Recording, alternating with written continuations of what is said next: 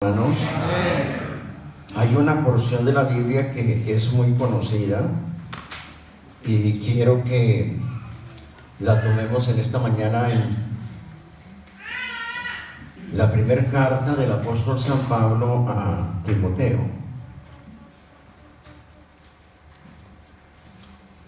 Primera carta del apóstol San Pablo a Timoteo.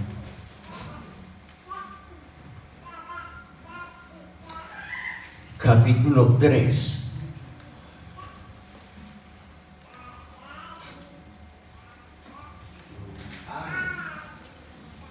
Dice el primer versículo, palabra fiel. Si alguno, ¿cómo dice ya? O sea, desea, ¿cierto? Si alguno desea obispado o pastorado, ¿qué pasa? Buena obra desea. Gracias al Señor por su palabra. Ya miraremos a otros textos. Tenga la bondad y se sientan. Ahora sí los saludo a todos los hermanos, las hermanas que están en esta mañana en este lugar. Sé que venir a una reunión de estas pues es complicado, ¿no? Y mucho más los hermanos que pueden estar muy lejos, y se tiene que hacer un sacrificio muy grande, pero recuerden, hermanos, que vale la pena sacrificar. Vale la pena, de tal manera que entonces sean todas y todos bienvenidos, bienvenidas a esta reunión preciosa que tenemos en este día maravilloso. Me alegra mucho ver hermanos jóvenes, seguramente con una ilusión muy grande, con un deseo muy grande de servirle al Señor. Y qué bueno. Yo empecé como creyente a los 17 años, me casé a los 22 años, ya era pastor, y ha sido un duro trasegar, caminar, recorrer, pero hasta aquí. Ya yo fui bautizado el 7 de noviembre de 1961. Entonces quiere decir que son como 58 años, ¿no es cierto? Como 59 ya, como no sé, 58, ¿cierto? Y sirviéndole al Señor la mayor parte. Yo tuve que aprender a leer en la Biblia porque no sabía. Pero todas las cosas que me gustó hacer antes, me gustaba hacerlas con ganas, ponerle siempre ganas como a lo que podía hacer, lo que era capaz de hacer. Entonces cuando me convertí al Señor, entonces fue lo primero que pensé. Dije, pues si uno así no sabía nada, ni leer siquiera, pero yo dije, pero tengo que ponerle ganas. Las ganas tienen que ser movidas por un entusiasmo que deben hacer del corazón, porque la Escritura dice que el hombre de doblado ánimo es inconstante. ¿En cuántos caminos? En todos. Entonces quiere decir que el que es inconstante, por ser de doblado ánimo, no va a llegar a ningún lado. Así que usted nunca, así tenga deseo de cosas, no las haga por emoción, porque eso no va a funcionar. Hágalo con ganas. Hágalo con ganas. Y gracias, hermano Wilson, cafecito que me fascina. Y no sé qué vio el pastor, pero me puso de presidente a los 8 meses, todavía sin saber leer, apenas bregando a aprender a leer en la Biblia.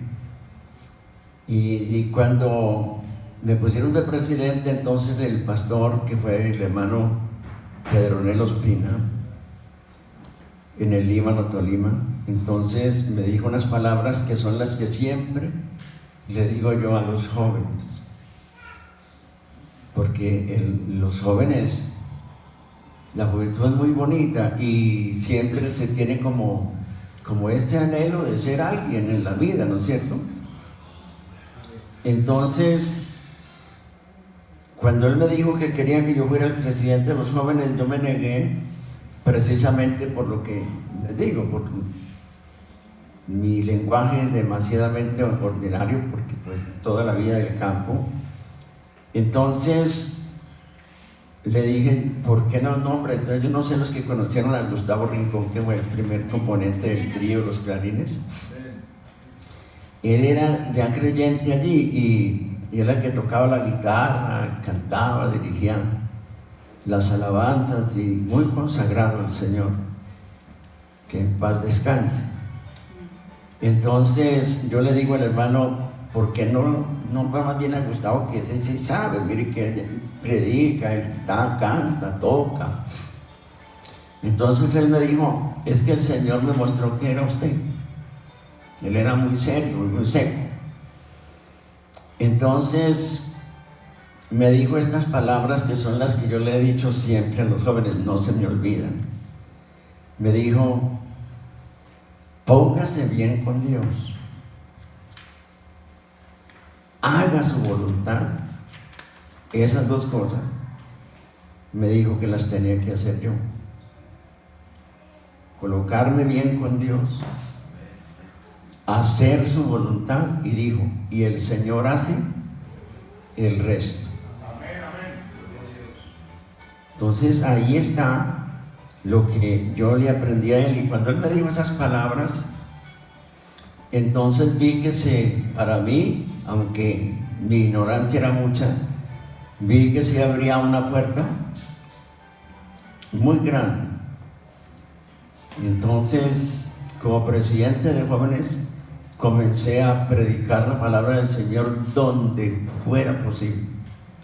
Fui a las cárceles, fui a las montañas, fui a los institutos, fui a las emisoras, donde fuera. Cuando yo llegué a Armenia como pastor, puse un programa radial y todavía hablaba supremamente así, ordinario. Entonces había un locutor que me tenía todas las palabras anotadas cuando yo salía de la cabina. Y por eso es que es tan importante la humildad en la persona, ¿no es cierto?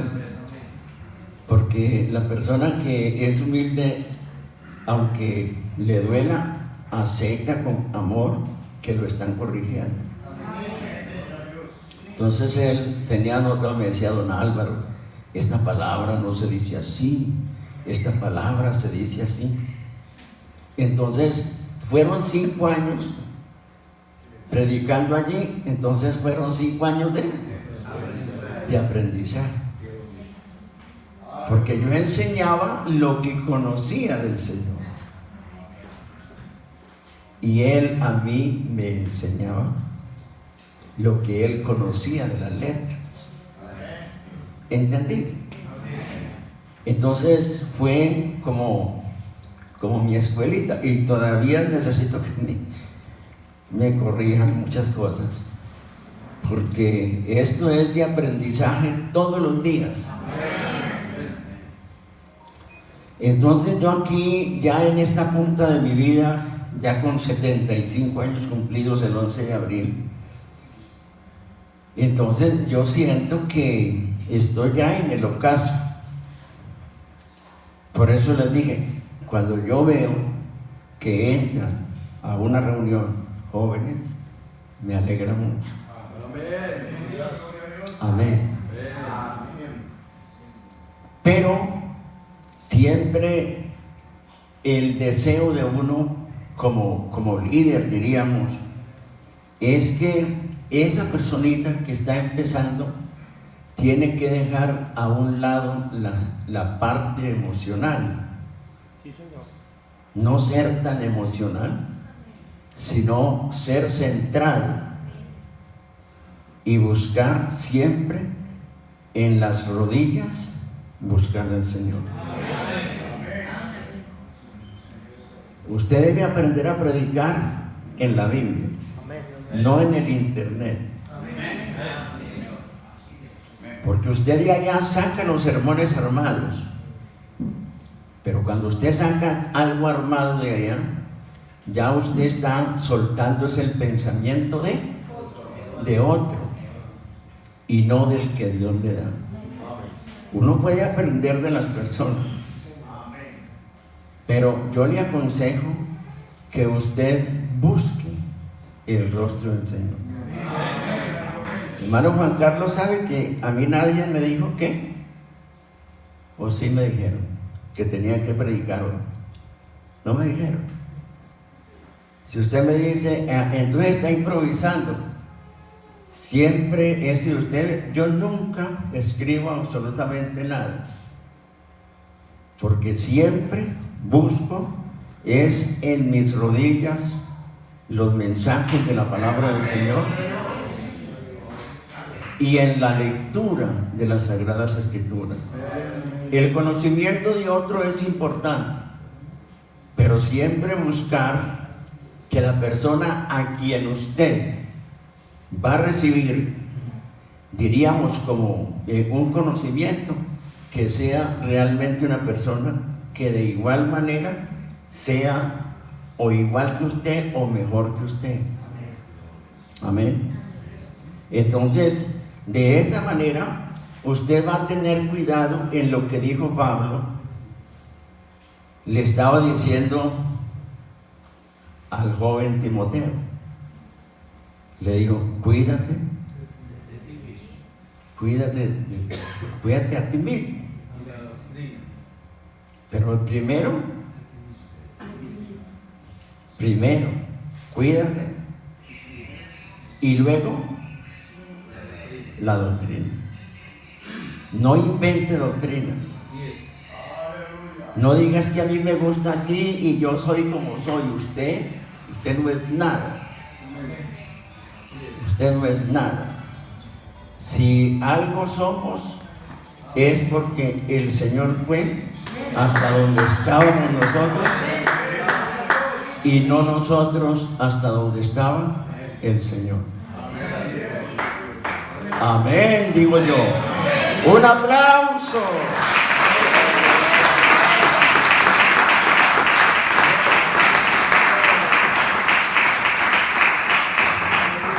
Usted nunca se crea importante. Los hermanos saben que yo nunca llego a una plataforma, por ejemplo, sino siempre me gusta estar con los demás siervos, porque eso es lo que es bíblico. Entonces lo hago, no tampoco porque eso pudiera ser un orgullo, pero que sería un orgullo tonto, ¿cierto? Pero es que lo bonito es que se sepa de que en el ministerio y en la iglesia nadie es más que nadie. Porque cuando usted se cree que es un señor, está equivocado. El pastor nunca es un señor. El pastor siempre será un siervo. Amén. Y si usted quería saber la antigua versión, que es la que yo manejo, cuando habla de Josué, dice la antigua versión, dice Josué, ministro de Moisés. ¿Sabía usted eso? Lo dice esta versión, que es la que yo manejo, la antigua versión. Dice Josué, ministro de Moisés. Hoy en día, usted si diríamos, un ministro es el que anda, como decía el hermano Juan Carlos, con la corbata bien apretada. Pero eso lo va a ahorcar si se pone a apretarla mucho. Amén. Y entonces usted saca pecho, el ministro soy yo. Y aquí el que manda soy yo. Usted no manda nada.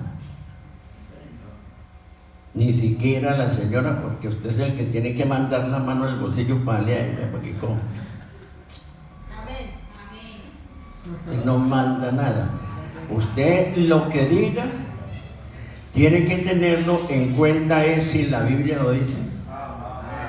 Y si lo que la Biblia dice, usted es capaz de sustentarlo a través de todo lo que de un tema menciona la Escritura. Usted no puede basar una doctrina simplemente en un texto, ni siquiera en un capítulo. Usted tiene que conocer de allá hasta acá. Por eso el hermano estaba mencionando el libro del perdón y la restauración, y ustedes notan que el hermano leyó lo que el hermano cómo encabezó el libro. Lo encabezó pues claro, la palabra, pero con lo de Génesis y la caída del hombre. Amén.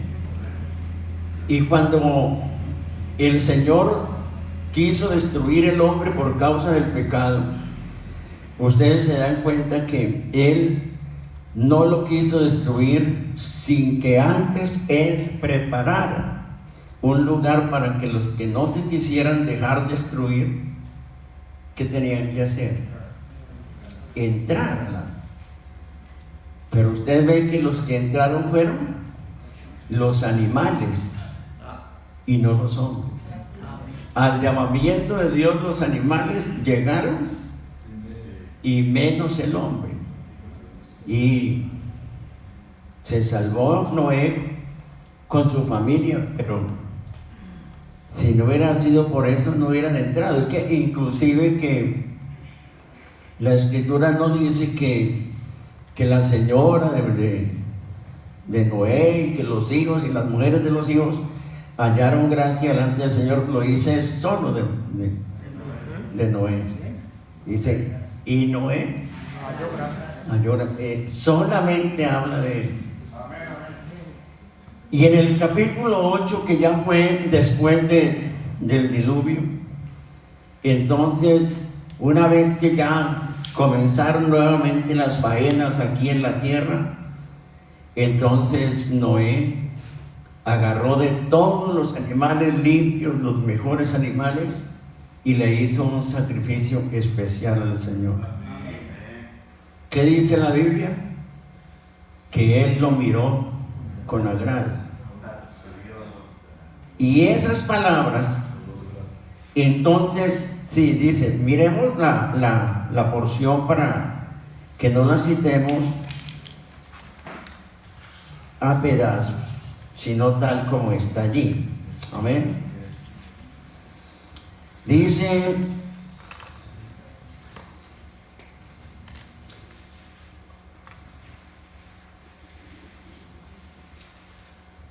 aquí está. El verso 18. Génesis, capítulo 8, verso 18. Entonces salió Noé y sus hijos y su mujer y las mujeres de sus hijos con él y todos los animales. Y el verso 20. Y edificó Noé un altar a Jehová y tomó de todo animal limpio y de toda ave limpia, y dice, y ofreció holocausto en el altar. Vamos, el verso 21. Y recibió Jehová ¿Cómo recibió? Percibió Jehová olor de suavidad, dice la antigua versión. Y mire entonces, sí, olor grato. Y mire entonces lo que salió de ahí.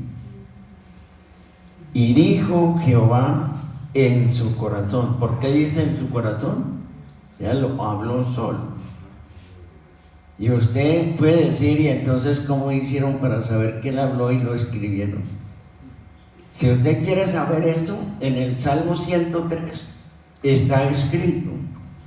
Dice que el Señor le notificó sus caminos ¿a quién? A Moisés. Acuérdese de eso. Porque es que, y usted tiene que tener en cuenta que Moisés vivió muchísimos años después de eso. Amén. Muchísimos. El Génesis no está dentro de la ley, ese está por antes de la ley. Para que usted también sepa que cuando usted le diga, no, es que eso es en la ley. Génesis nunca fue escrito dentro de la ley. La ley arrancó fue a partir del libro de Éxodo. Dice Juan que la ley por Moisés fue dada y la verdad vinieron por Jesucristo. Entonces, si a usted alguien le dice, esto es un invento, ¿no es cierto? Entonces usted tenga presente que en el Salmo 103 la Biblia dice que Moisés, que fue el que escribió esos 5 libros que se llaman ¿cómo? Pentateuco. ¿Qué quiere decir Pentateuco, hermano? ¿Cierto? Entonces, esos 5 libros los escribió Moisés, ¿no es cierto? Entonces usted dice, ¿cómo iba él a escribir el Génesis si él no tuvo nada que ver con eso? Que son muchísimos siglos antes. Entonces ahí está la respuesta en ese texto de el Salmo ¿qué? 103:7, que dice, sus caminos notificó a Moisés y a los hijos de Israel sus obras. O sea que quiere decir que la inspiración de Moisés fue de parte del Señor para él poder escribir todo lo que está escrito allí en el libro del Génesis. Amén. Si la gente le dice a usted es que yo no creo eso, usted no discuta eso. Usted no discuta con nadie. Si a usted alguien le dice que él cree que la Virgen lo va a salvar, ¿usted para qué pone a discutir eso? ¿O a usted le gusta discutir eso? Es una bobada, pues déjelo que él cree que la Virgen lo va a salvar y no se quiere salvar a través del conocimiento de Cristo, pues que espere a ver si allá le encuentra salvándolo. Yo no creo en salvándolo. Pero usted no discuta, porque las discusiones no llevan a ninguna parte. Nos enojamos y nos embravamos. Entonces yo le digo a Pedrito, ya le pasó el mal genio, Pedrito. Entonces él me abraza y me dice, ya estoy serenado. Qué bueno. Gracias al Señor por eso. Amén. Alabanzas a su nombre. Entonces, el Señor, como destruye al mundo por causa del pecado, que es lo que menciona Génesis capítulo 6 y el capítulo 7, entonces se supone de que al no querer él destruir todos los hombres, sino que a partir de Noé para acá, entonces comienza la tierra a multiplicarlas en los hombres. Entonces yo pienso, el Señor había podido haber hecho una ley que el que iba pecando lo podía ir acabando, y de esa manera había podido hacer una nueva creación perfecta. Eso lo había podido haber hecho Dios, ¿entendido? Porque pues ya había tenido una experiencia con los hombres. El primero cayó, ¿cierto? Y el Señor hizo el primer sacrificio para salvarlos? ¿O quién fue el que hizo el primer sacrificio? Lo hizo el Señor, porque Él mandó los primeros animales y luego con esas pieles el mismo Señor les hizo las túnicas. ¿Entienden? Entonces Él fue el primero que hizo el primer sacrificio.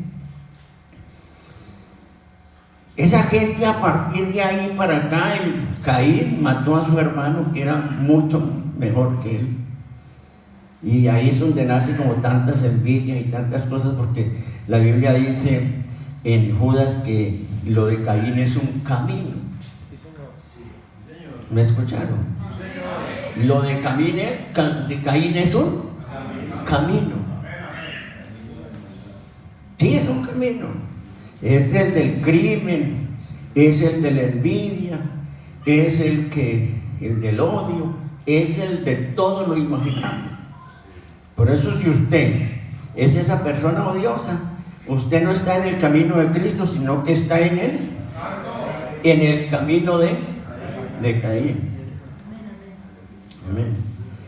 Si usted es la persona que trata de empujar a otro al abismo para poderse acomodar usted es un criminal. Entonces usted no está en el camino del Señor, sino en el camino de Caín. La Escritura menciona que es un camino.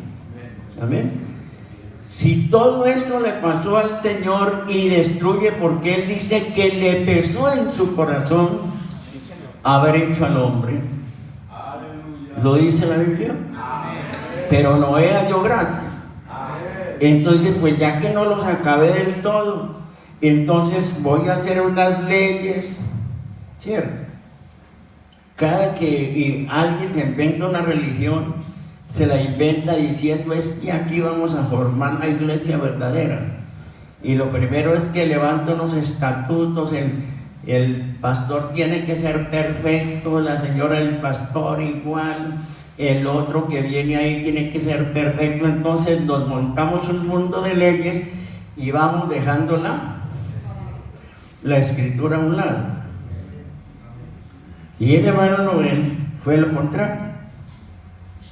Él comenzó pensando, porque es una doctrina que él la tenía en el fondo de su alma, estando dentro de la organización a la cual sirvió desde la edad de 17 años hasta que murió, sirviéndole al Señor. Amén. Y él siempre quiso ayudar al pastor. Amén, así es. Y cuando tuvo la oportunidad, él siempre se sostuvo diciendo: uno no puede juzgar a un hombre simplemente ni siquiera con un solo testigo. Y en eso se sostuvo, pero fue muy difícil poder ayudarle al pastor, que de una o de otra manera, porque es que uno piensa que los pastores son ángeles perfectos. No, los pastores somos todos hombres. Amén, todos.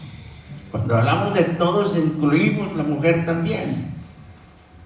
Entonces, cuando él quiere o piensa en que formemos esto, porque él me llama a mí y me dice: pues estamos dentro de la familia, mi esposa es hermana de la esposa del finado Noel, ella está muerta, menos mi esposa. Entonces me dicen: yo quiero hacer esto, ¿será que usted se puede lanzar conmigo? Porque yo dejé un trabajo que tenía cuando lo sacaron del pastorado a él por una acusación, que por lo que lo acusaron a él nunca habían sacado a nadie. Entonces a mí me dio mucha tristeza eso, porque la que se dio cuenta de las cosas fue una hija mía. Ella vivía con ellos le estaban dando el estudio. Entonces lo de él nunca fue un pecado para decir no se puede ayudar a la persona, sino que ahí lo que había era una intriga con él siempre, porque él no era la persona que salía ni siquiera en una camiseta, descalzurriado por ahí o con calzones corticos afuera. Nada, él desde que salía aquí de su pieza, todos saben que digo la verdad. Amén. Ya él salía bien presentado, sí, siempre. Sí, yo hasta algún día leí a un pastor, el día que él no se pueda poner esa corbata, se iba a morir. Y verdad, eso no se puso la corbata, ya fue cuando estaba allá en la cama, porque no podía parar. Pero siempre en eso fue un ejemplo. Amén. Entonces, cuando él quiso, ya aquí en esto, entonces lo primero que él pensó no fue en él, sino vamos a ver cómo podemos ayudar a otros pastores que están a la vera del camino, y entre eso estaba yo. Miren, muy distinto. Entonces él nunca quiso hacer unos estatutos, nunca, porque él decía, hacemos unos estatutos y entonces lo que hacemos es enredar la doctrina, porque entonces ya no podemos utilizar la Biblia, sino que ya tenemos que utilizar ese mamotreto, decía él, de los estatutos. Y fueron, porque él hace 6 años murió, entonces fueron ¿cuántos años? 24 años dirigiendo la obra del Señor sin estatutos, sino siempre, como dijo el hermano, si no está en la Escritura, no se debe enseñar, no se debe creer, pero si hay partes de la Escritura, hay que analizar las cosas a fondo de una doctrina. Amén. Entonces él dijo el perdón y la restauración, que es una doctrina que está en la Escritura, pero que las organizaciones solo las quieren tocar de lejos. Aquí la única iglesia que yo conozco que utilizó el perdón y la restauración fue la Iglesia Pentecostés Unida Internacional, porque ellos cuando comenzaron, yo era pastor en el Huila. Estamos hablando de ¿cuántos años, hermano Pedro?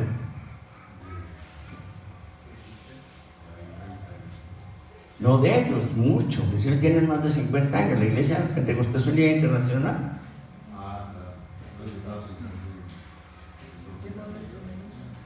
Tienen que tener más de 50 años.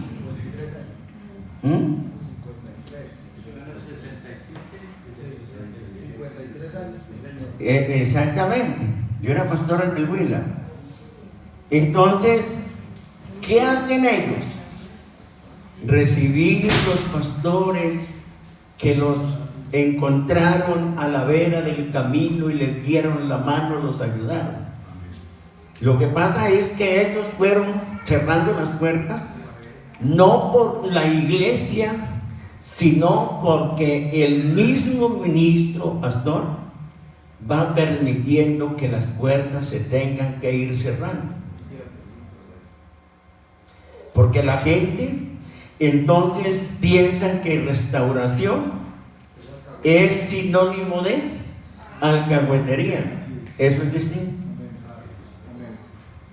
Entonces, si la persona no entiende la doctrina de la restauración, entonces le va a costar mucho trabajo. Y miren, nosotros también ya tenemos unos estatutos. Eso quiere decir que esas puerticas poquito a poco se nos van cerrando. Yo siempre que fueron ellos a hacer, siempre les dije, hermano, vean, busquen que se acomoden lo más posible al texto bíblico. Y entonces cada día como que estrechamos más la puertica. Y entonces uno pregunta, ¿y por qué? Porque es que nos han pasado unas. Hemos recibido unos y lo primero que se nos quedan es con las propiedades. Se nos quedan con la iglesia y dicen, no, es que esto de aquí es mío y el que mando soy yo. Y es la organización la que ha comprado y ha entregado a las personas. Tuvimos un pastor que fue un ejemplo, una maravilla, fue admirable. tenía más de 70 hermanos, y de pronto le llegó una personita de la internacional a traerle profecías, y el hombre comienza a creer y hasta dejaba de predicar y se iba con el micrófono para que la profeta le dijera las cosas.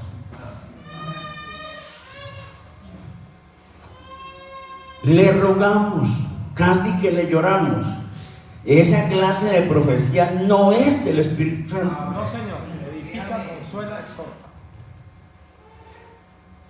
Nadie, que el Señor no necesita eso. Eso es un invento de aquí, pero no de la Escritura. ¿A dónde paró?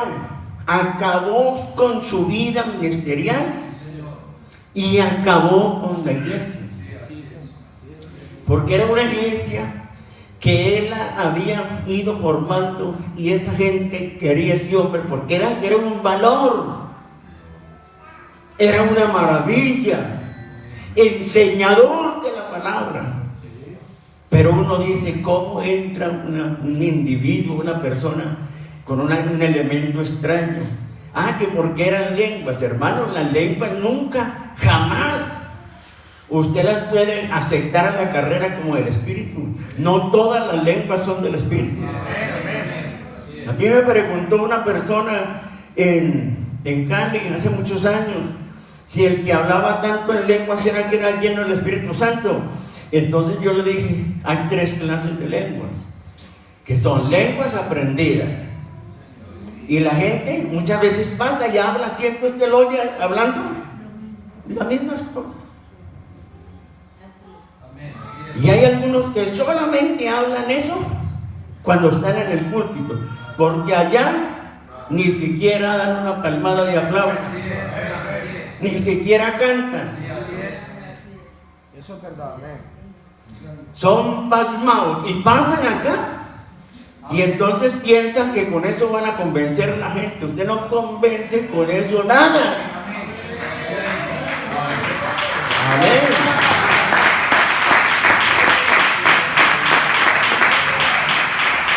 Y entonces le digo yo, hay 3 clases de lenguas. ¿Lenguas cómo dije? Aprendidas. Le dije, hay lenguas por el Espíritu Santo, pero hay lenguas por demonios que plagian las del Espíritu Santo. Entonces, esas de las profecías, esas son lenguas plagiadas. Eso no es del Espíritu. Entonces es muy triste que una persona, hasta que no destruya una iglesia, no quede contento. Y entonces, ¿a quién le va a responder por eso? Amén. ¿A quién? Si usted dice, no, es que si no están de acuerdo conmigo, que se larguen. ¿Cómo así? Si usted cree que el Evangelio es para personas perfectas, dígame si el Evangelio es para personas perfectas. ¿Es para perfectos o no? Entonces, ¿para qué Evangelio? Amén. El Evangelio es un mensaje para perfeccionar al hombre, para hacer al hombre, para formarlo, para hacerlo con el martillo profundo de Dios en la palabra de Él. Alabanzas al que vive.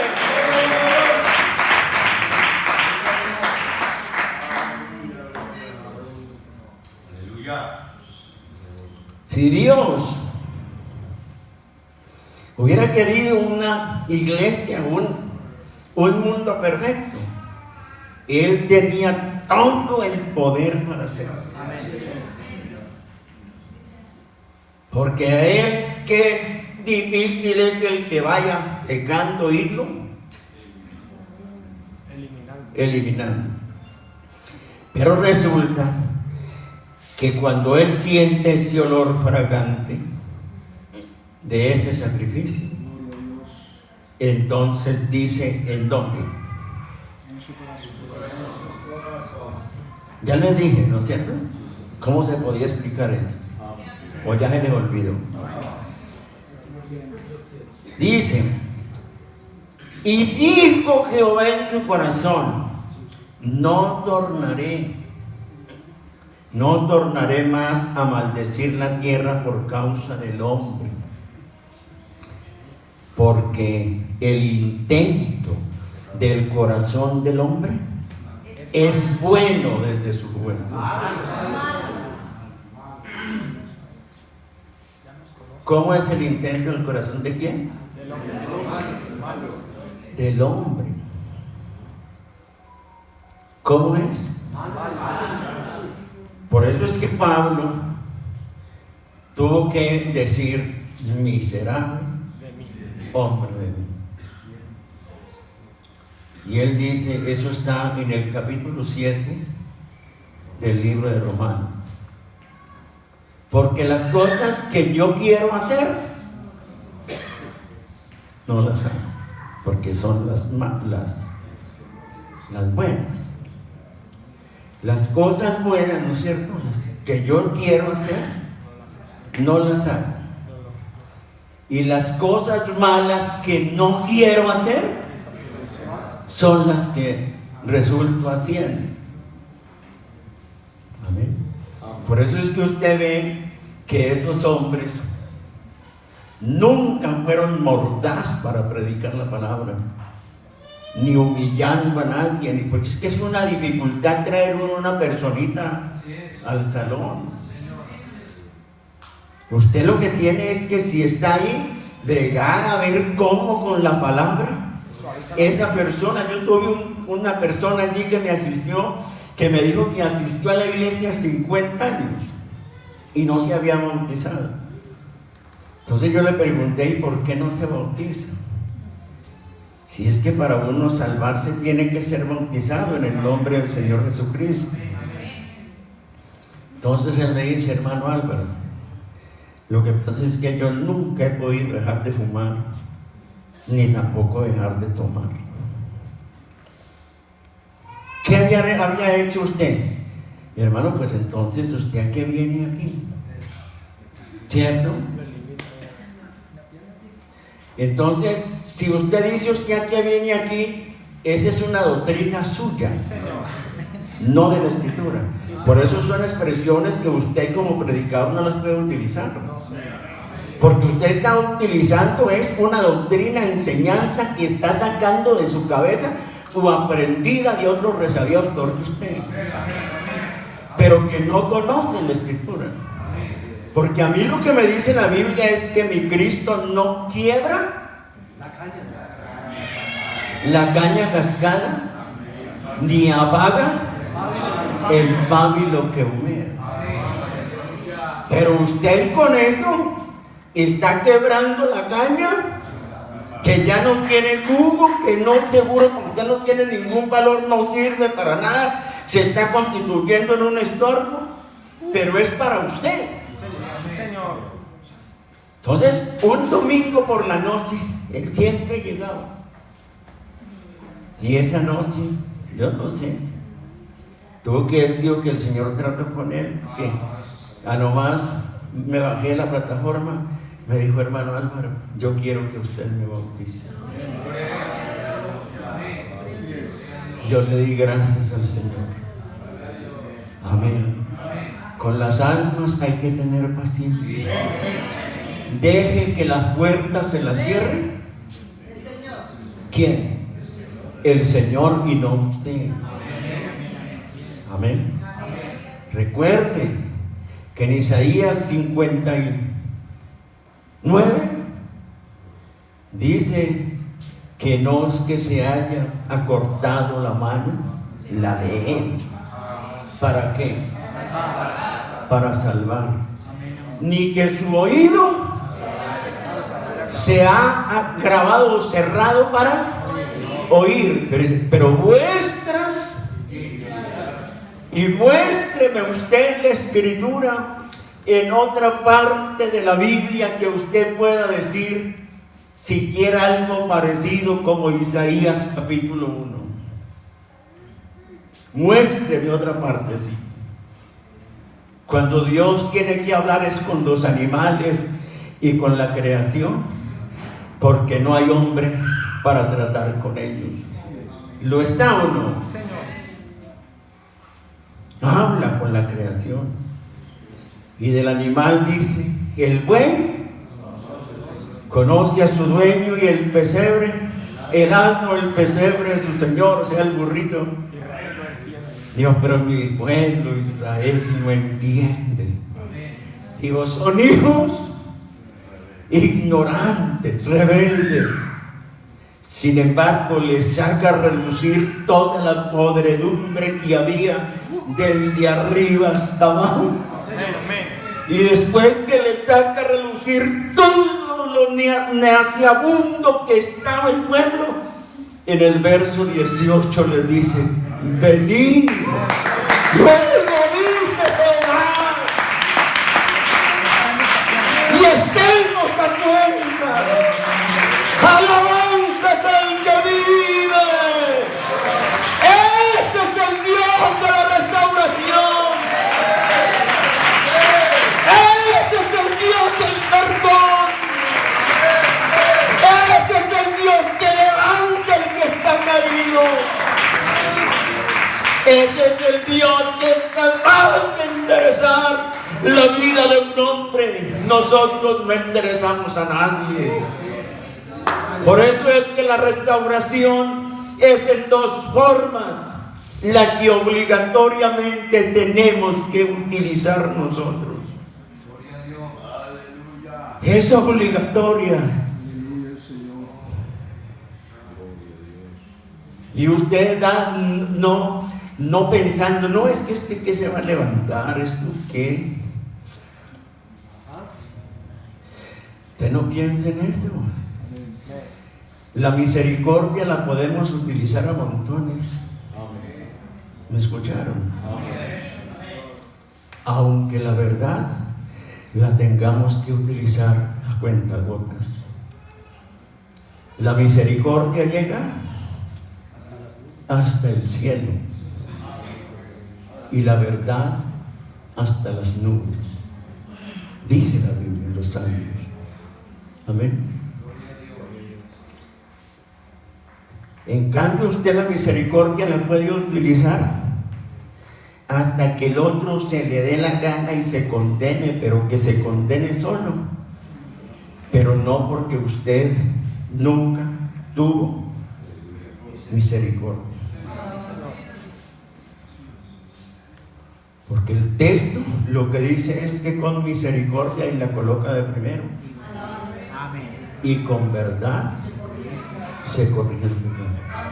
Ni lo uno ni lo otro, sino ambas cosas.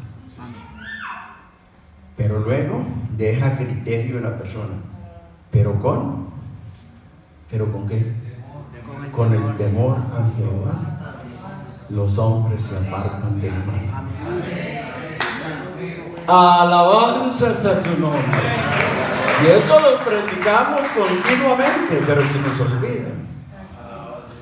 Entonces, ¿qué es lo que hace la persona que ha caído? Entonces, él viene y nosotros levantamos, damos la mano, utilizamos la misericordia, buscamos enderezar el camino de la persona. ¿Y cómo lo hacemos? En base a lo que vemos.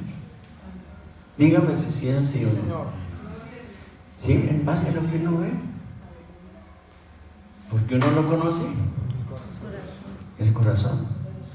Por eso una es la restauración que nosotros obligatoriamente tenemos que utilizar, pero otra es la restauración de Dios, que es la que vale.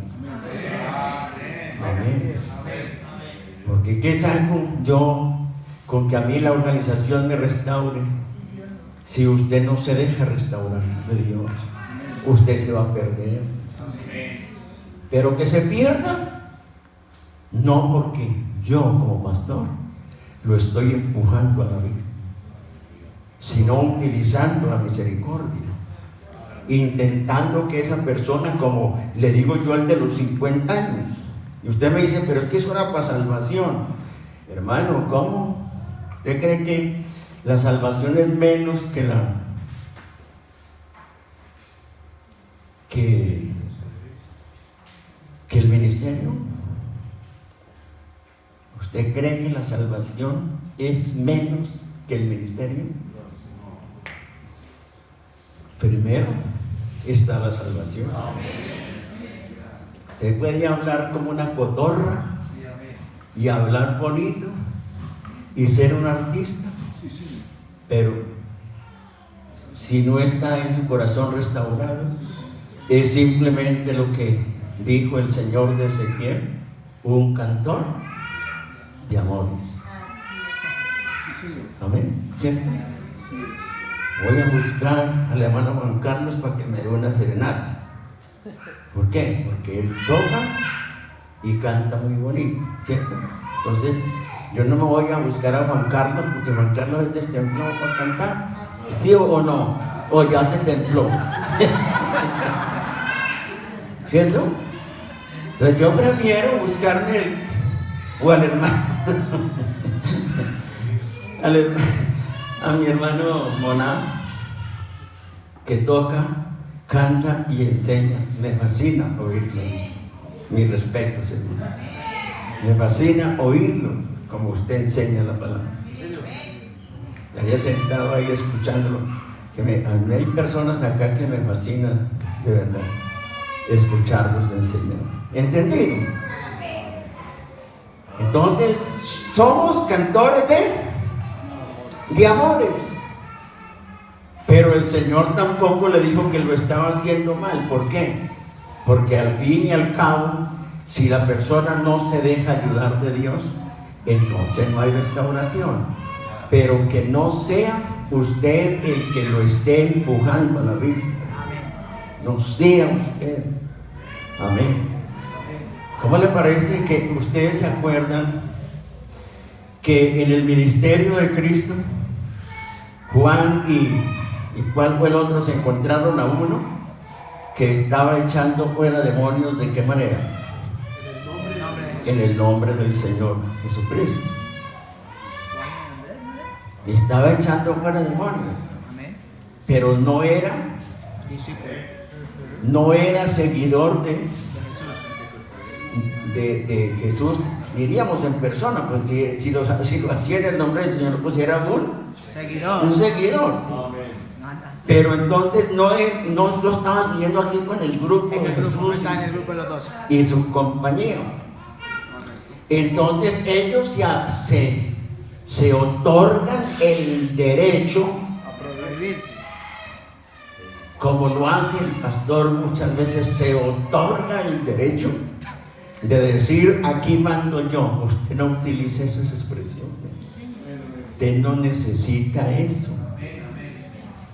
Es que yo no soy un alcahuete. Es que uno no es que sea un alcahuete, usted simplemente limítese a lo que el Señor le dijo: predique. ¿En qué tiempo hay que predicar? A tiempo y fuera de tiempo.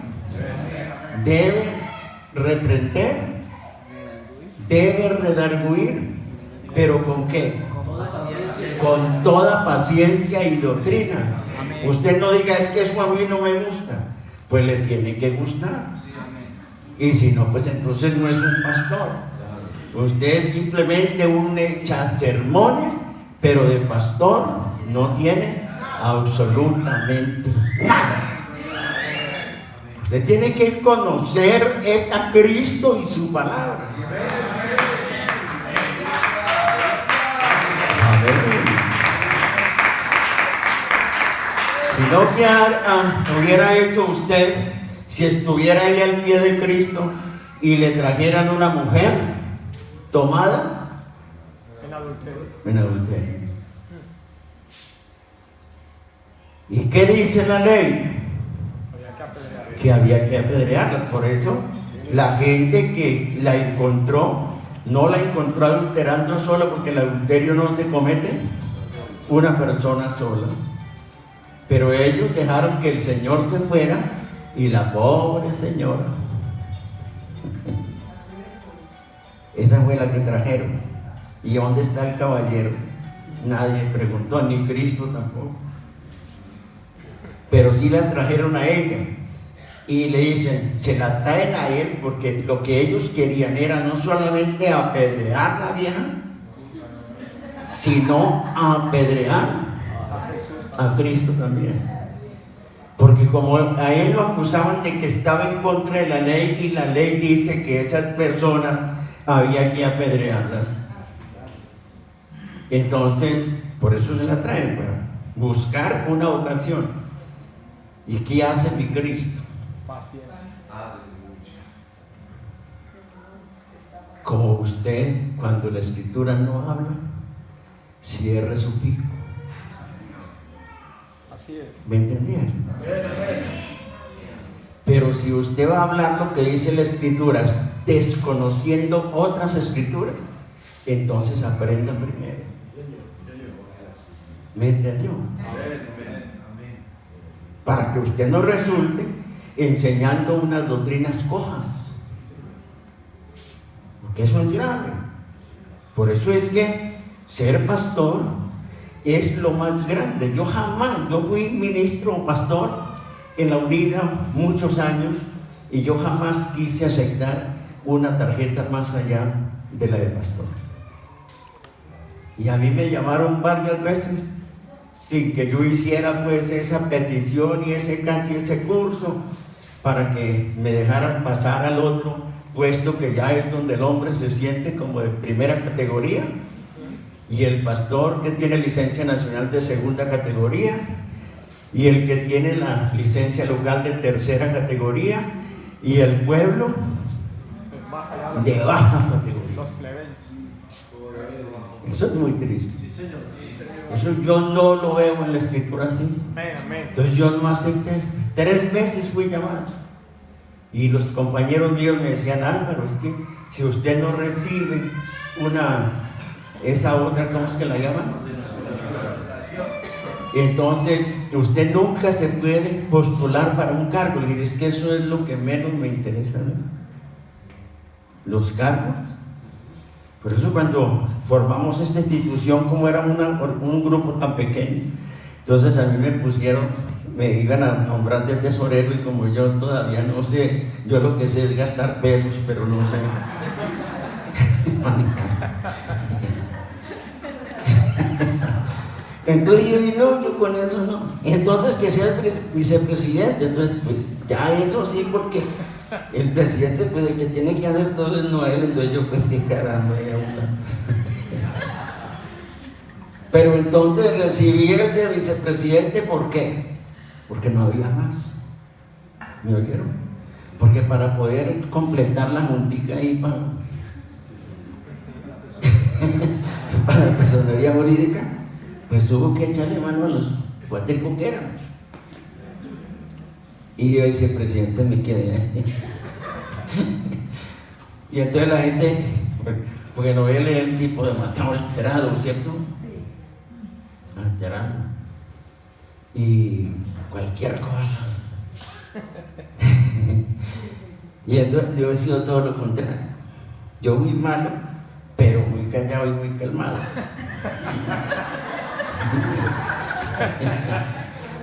Un malo bueno. Sí, pero siempre fui así. Y otra cosa, solo. Somos 16 hermanos. Yo soy el quinto. Y fui muy solo, y sigo siendo. Los hermanos saben, ¿cierto?, que a usted nunca me ven con otros para arriba, para abajo, ¿no? Sí. Me gusta atender bien a la gente, ser amable con la gente, pero me gusta siempre como soy. Eso no es que, sino que es una forma de ser de mí. Amén. No le como cuento a la gente que este es amable y que no. A mí la persona amable me gusta, pero allá él con su amabilidad y yo aquí con mi... Porque la gente dice: uy, usted es muy malacaroso, hermano. Me dice la gente. Entonces yo le digo: pero qué culpa si esa fue la cara que me tocó. Amén. Gloria al Señor. Entonces, hermano, usted y yo, si no aprendemos a manejar la Escritura, es posible que usted se convierta simplemente en un predicador, pero no en un pastor. ¿Me escucharon? Porque lo que le dice Pablo a Timoteo es: te requiero. ¿Dónde está eso? Segunda de Timoteo 4.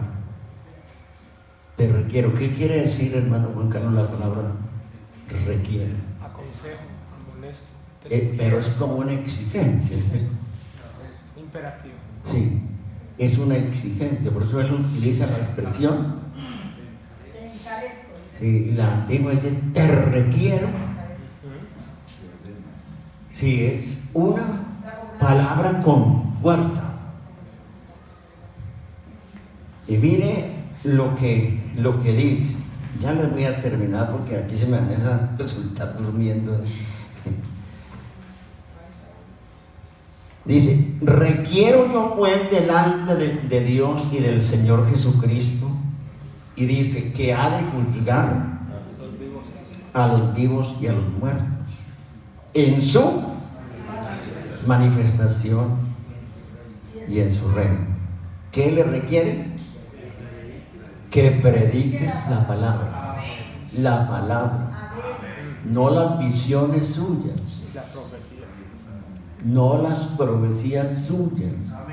Ya les menciono que nos pasó con uno así. Ya les menciono.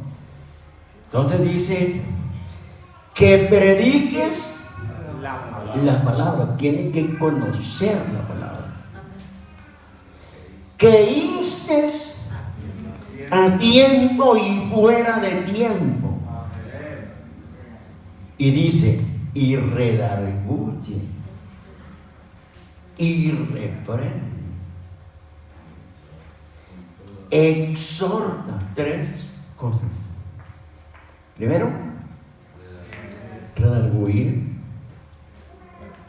reprender y exhortar. ¿Pero cómo? Con toda paciencia y doctrina.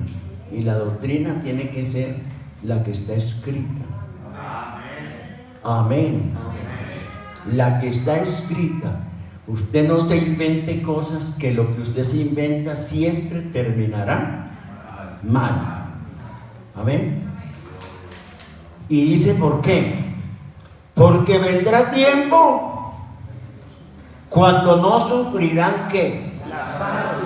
La sana doctrina. Entonces a mí me llama un pastor desde por allá del Meta y me dice: hermano Álvaro, ¿ustedes tienen la sana doctrina?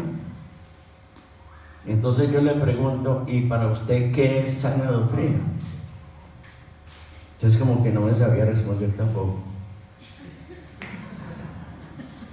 ¿Qué quiere decir la palabra doctrina? Enseñanza. Eso es. Entonces, cualquier persona que le dé a usted un buen consejo, una buena enseñanza, alguna lección, una corrección, un texto de la Escritura, ¿qué está haciendo? Está dándole sana doctrina. Así es. Sencillo.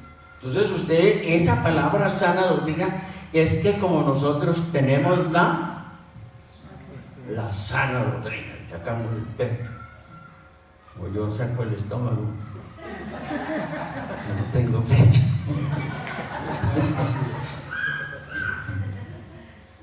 Entonces, eso es equivocado.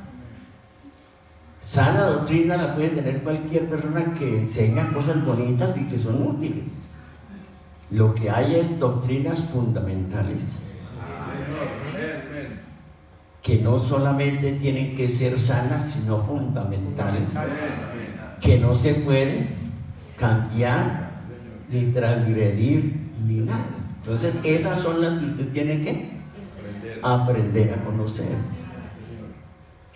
Que esta persona enseña así porque él cree, no, pero es que si usted lo enseña como enseña la iglesia donde yo soy, entonces eso no es sana doctrina. ¿Usted cree que eso es un pensamiento equivocado?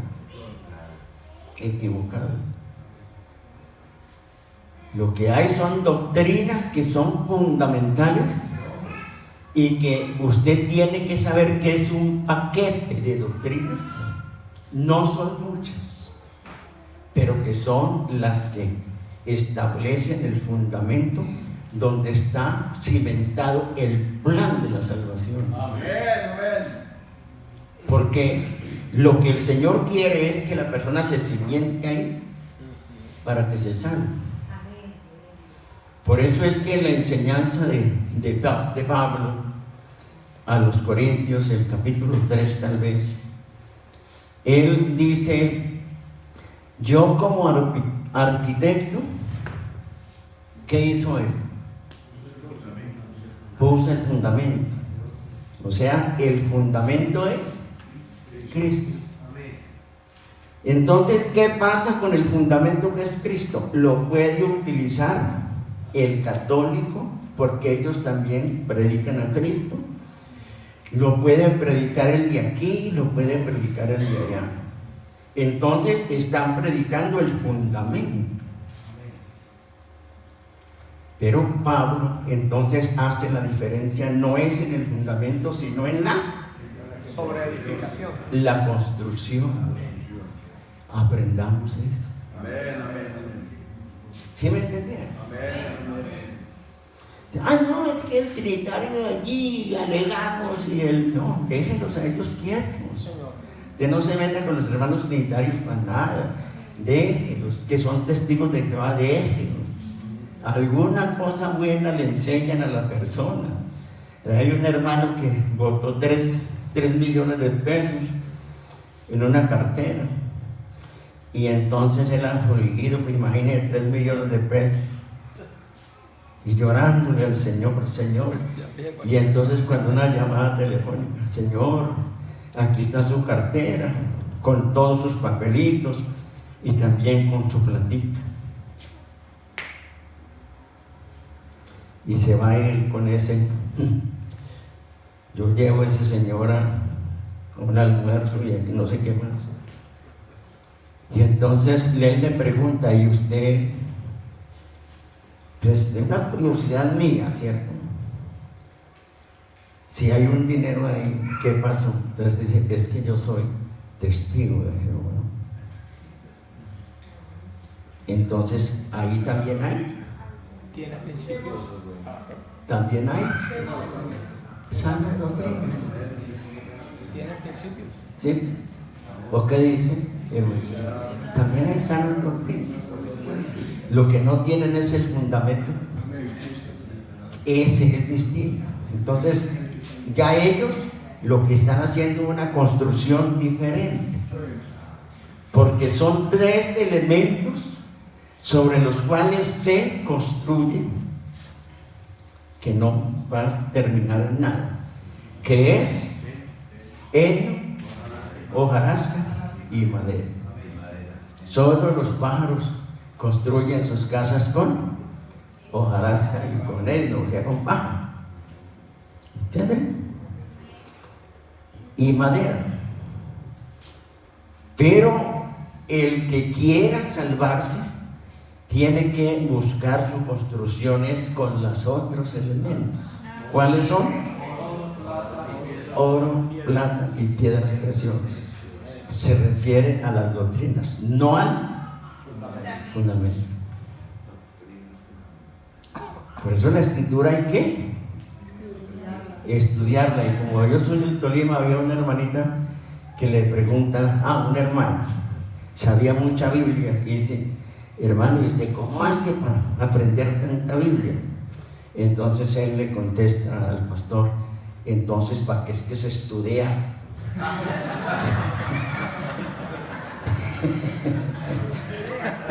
Sí, pero le valemos, ¿cierto? ¿Ah? Entonces el pastor dijo: con razón. Sí. Se estudia, pues, y la hermana dijo: no, mi hija hace tiempo que no ve ella ni olla.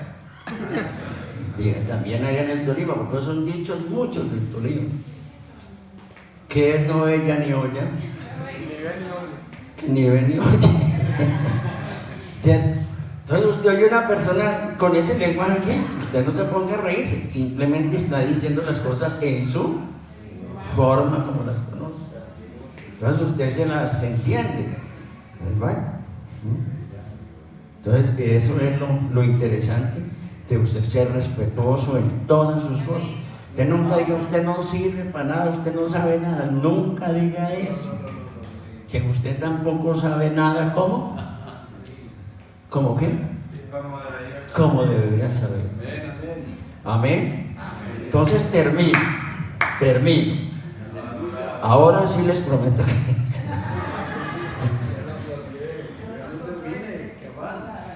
no, porque es que hay otros maestros y yo sé que va a ser una bendición. Entonces, el texto nos abre la posibilidad y dice: el que desea obispado, buena obra desea.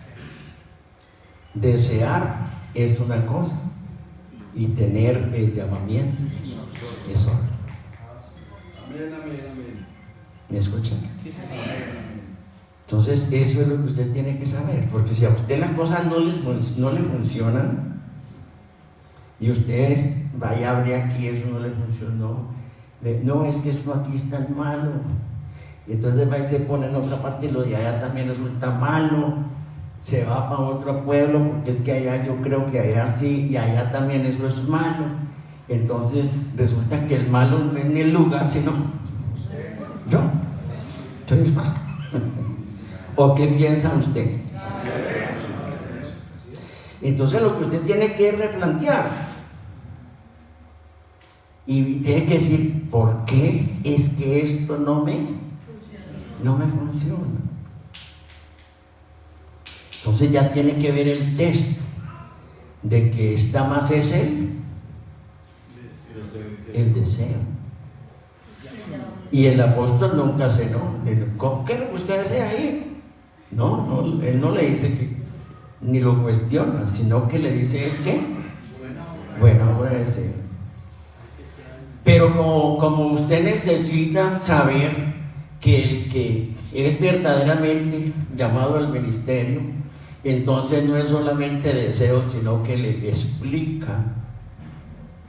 Pero el que desea y quiere, ¿qué le dijo? Le dijo, primero, conviene. Amén. Conviene pues que el obispo sea irreprensible. Es lo primero. ¿Qué más? Marido de una mujer. Solícito. Aquí está esta expresión que dice templado, que quiere decir templado. En la escritura no es que usted sea como yo, ¿qué es que me dice? Mamalacaroso. Que usted piensa que va a engañar a los hermanos haciéndoles maracara con gritos y con sermones groseros. No, la palabra templado es la persona que usted no se deja arrastrar ni para allá ni para acá, sino que se anime. Por eso la nueva versión tiene una expresión distinta. ¿Cómo es que la tiene? Sobrio. ¿Qué dice templado? Templado, ¿qué más? ¿Prudente? Prudente. Que de eso sí que sufrimos, porque la prudencia no la conocemos y la tenemos es como en los jarretes. Si hay algo importante en la vida de cualquier persona, es la humildad y la prudencia. Amén. La humildad y la prudencia. ¿Cómo era David? Tenía varias cosas, ¿cierto? Dijo el hombre que lo recomendó: conozco a un joven, lo conozco. Ese joven sabe tocar maravillas. pero aparte de ser buen músico que le va a servir a su señoría el rey, es que es un hombre que es de guerra, es valiente, pero es prudente en sus palabras. Y sabe, rey, y es bien bonito para que vean. Pero lo último fue: Jehová es con él. Esas son las cosas importantes del hombre que es como conforme al corazón de Dios. Hermano, muchas gracias. Que Dios nos bendiga a todos.